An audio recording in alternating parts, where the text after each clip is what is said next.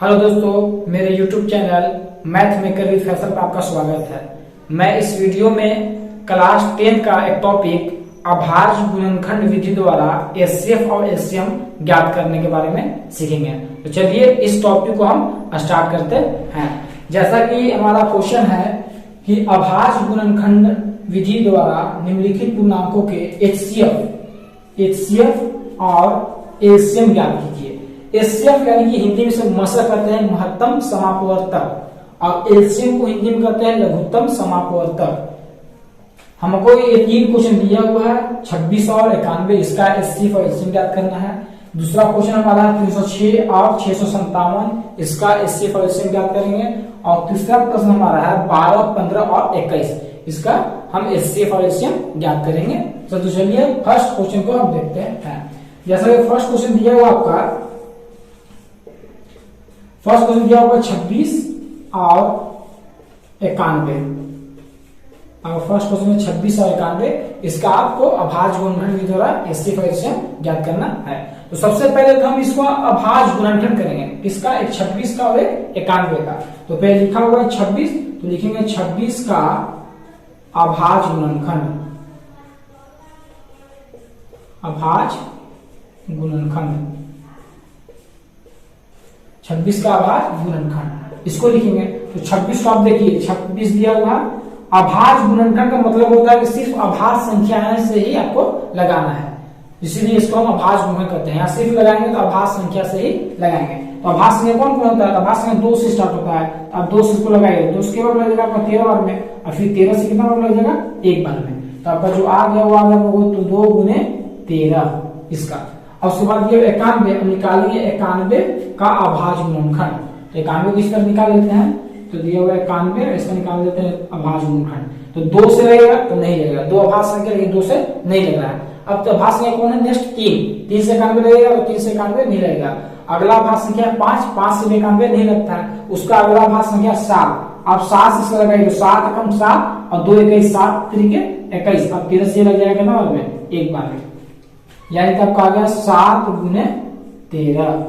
अब आपको 2 चीज निकालना। फर्स्ट कहा है कि एचसीएफ निकालिए, इसलिए एचसीएफ क्या होता है इसको बात करते हैं। एचसीएफ बोलता है कि दोनों में कॉमन हो और लोएस्ट पावर हो, दोनों में कॉमन होना चाहिए, दोनों मौजूद होना संख्या और सबसे छोटी संख्या होनी चाहिए। जैसे 13 देखिए यहाँ पर 1 है, 13 यहाँ भी 1 है, पावर क्वेश्चन कितना 1 है, और दोनों मौजूद है कि नहीं है? 13 यहाँ पर भी है और 13 यहाँ पर भी है।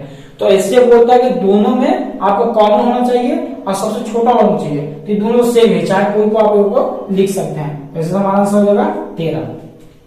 अब बोलता है एलसीएम क्या बोलता है, इसको बात करते हैं।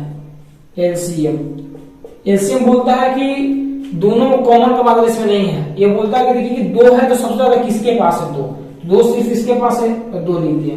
अब बोलता है कि देखिए 7 है तो किसके पास है? 91 के पास है तो 7 लिख दिए। अब बोलता है दोनों में से कोई एक 13 आप लिख दीजिए, जो कॉमन का आपने लिखा था उससे कोई एक को आप लिख दीजिए। तो लिखिए 13। अब 7 गुना कितना हो गया? 14 गुना कितना? 13 तो 13, और 14 13 गुना कीजिए आप, 13 14 52 का 2 तो 5 देगा, 13 5 कितना? 18 182। कुछ नहीं किया है, बोला क्वेश्चन में कि अभाज्य गुणनखंड का प्रयोग करके निम्नलिखित संख्याओं का एचसीएफ ज्ञात करना है। फर्स्ट क्वेश्चन लिया 26 और 91, 26 और 91, 26 का निकाला पहले अभाज्य गुणनखंड। तो 26 2 से 13 बार में, 13 से 1 बार में 2 गुने 13 आ गया। यहाँ 2 भी कितना है? 1 है, 13 भी कितना है? 1 है। और उसके बाद निकाला 91 का अभाज्य गुणनखंड। तो 7 से लगा दे 13 बार में, 13 से लगा दे 1 बार में। यहाँ 7 भी 1 है और 13 भी 1 है। अब बात की एचसीएफ क्या होगा? तो एचसीएफ बोलता है कि दोनों में कॉमन होना चाहिए और लोएस्ट पावर होना चाहिए, यानी कि जिसका कम पावर हो। तो देखिए दोनों में कॉमन हो है कौन? तो दोनों में कॉमन देखिएगा तो 13 है, दोनों में कॉमन है तो 13 है। तो 13 तो हमारा हो गया एचसीएफ। लेकिन देखेंगे दोनों में सबसे छोटा वाला 13 कौन है? तो दोनों पास 13 एक ही है, 13 यहाँ पे भी 1 है और 13 यहाँ भी 1 है, कोई आप को लिख दीजिए। तो आंसर हो जाएगा 13। उसके बाद वो एलसीएम क्या होता है? एलसीएम बोलता है कि देखिए कि इसमें जो संख्या मौजूद है उसमें सबसे बड़ा वाला संख्या कौन है? तो यहाँ पे 2 मौजूद है, तो सबसे बड़ा 2 ही 1 है, तो 2 लिख दिया। अब जैसे 7 यहाँ मौजूद है तो 7 लिख दिया।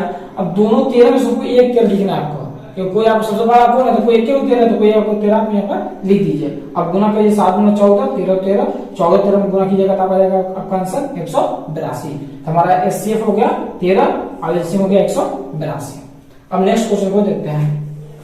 अगला दिया हुआ क्वेश्चन नंबर 2 दिया हुआ है 306 और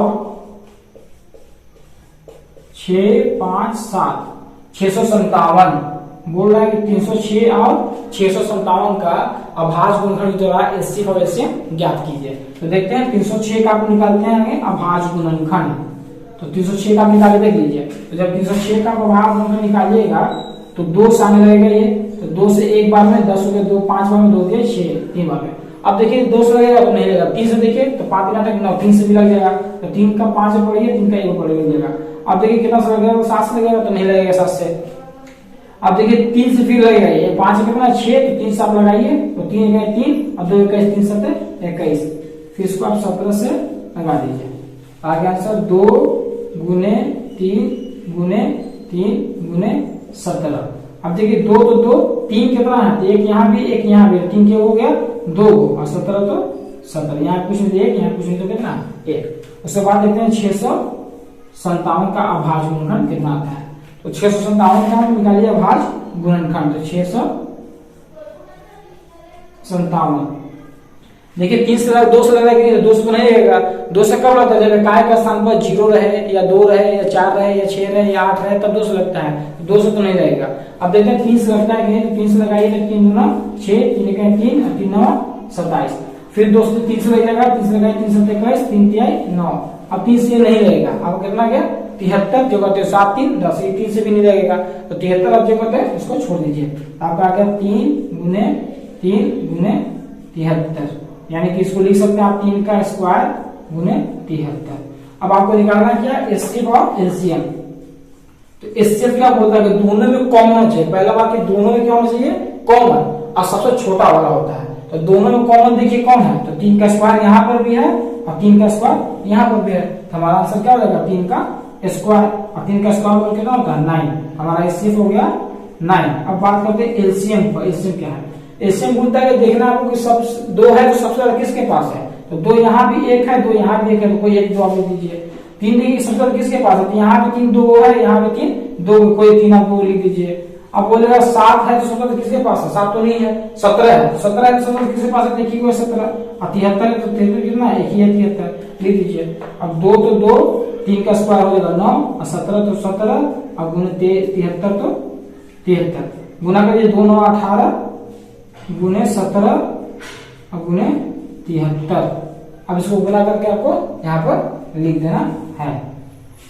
तो क्या होगा देख लेते हैं, तो 18 को 17 से कर दीजिए, तो 7 8 56 का 6 हाथ रहा 5, 7 का 7 8 के 8, 7 8 का 15, 15 5 20 का जो रहा 2, 1 के 1 2 3 306, फिर 306 कितना कीजिएगा 73 से, तो 73 के 3 6 18 का 8 अपना 1 3 0 1 तो 3 3 9, 7 6 42 का तुम्हारा अपना 4 7 0 4 का 4 7 के 21, तो आपका आ जाएगा ये कितना था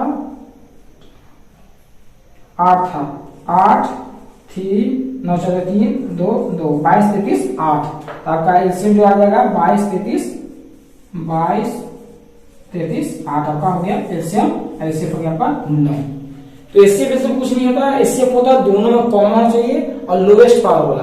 तो एचसीएफ होता है कि दोनों में कॉमन रहे या ना रहे, लेकिन अधिकतम पावर वाला को हम लिखते हैं। इसके बाद अगला क्वेश्चन है तीसरा नंबर क्वेश्चन दिया हुआ कितना 12, 15 और 21, इसका निकालना आपका अभाज्य गुणनखंड द्वारा एचसीएफ और एलसीएम। तो चलिए देखते हैं इसको भी निकालकर। तो 12 दिया हुआ, तो 12 का आप अभाज्य गुणनखंड कीजिएगा तो 2 से लगाइएगा 6 बार में, फिर 2 से लगाइएगा 3 बार में, तो आपका ये हो गया 3 दूना 6 6 दूना 12, फिर 15 का आप कीजिए अभाज्य गुणनखंड, तो 3 5 15, 21 का कीजिएगा जब आपका अभाज्य गुणनखंड तो हो जाएगा 3 गुने 7। अब निकालना इसका एचसीएफ और एलसीएम, एचसीएफ और एलसीएम। तो इससे क्या होता है कि दोनों में कॉमन होना चाहिए और लोएस्ट पावर होना चाहिए। तो दोनों में कॉमन देखिए यहाँ पे 3 है, यहाँ पे 3 है, यहाँ पे 3 है, 3 तो यहाँ पर भी है, यहाँ पर भी है, यहाँ पर भी है, तो हमारा एचसीएफ हो गया 3। अब एलसीएम क्या होगा 2 है सबसे किसके पास, तो इसके पास क्या होगा 2 को, तो दोनों आप लिख दीजिए। फिर देखिए 300 सबके पास सेम ही, कोई 1 3 दीजिए, 5 तो एक जगह लिख दीजिए, 7 तो फिर दीजिए।